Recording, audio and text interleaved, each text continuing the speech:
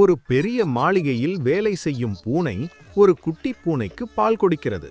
ஆனால் அந்த வேலையாள் பூனை மிகவும் கொடூரமானது.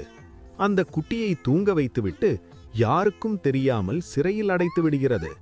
பின்னர் மற்றொரு குட்டிக்கு ஊசி போட்டு அதன் நிறத்தை மாற்றி அதை தன் எஜமானியான பணக்கார பூனையிடம் கொடுக்கிறது. தன் குட்டி என்று நினைத்து அந்த பணக்கார பூனை மாற்றி வந்த குட்டியை ஆசையாக வளர்க்கிறது. ஷாப்பிங் கூட்டி செல்கிறது, விலையுயர்ந்த ஆடைகளை வாங்கித் தருகிறது. ஆனால் அதே சமயம் உண்மையான குட்டிப்பூனை அந்த வேலையாள் பூனையால் சிறையில் அடைக்கப்பட்டு அழுகிய உணவுகளை சாப்பிட்டு சொல்லொணா துயரத்தை அனுபவிக்கிறது.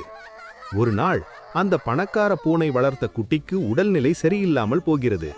மருத்துவமனைக்கு சென்று பரிசோதித்த போதுதான் தெரிகிறது அது அதன் உண்மையான குட்டியே இல்லை என்று.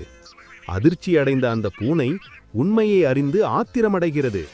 வீட்டிற்கு வந்து அந்த வேலையாள் பூனையை துரத்து அடிக்கிறது.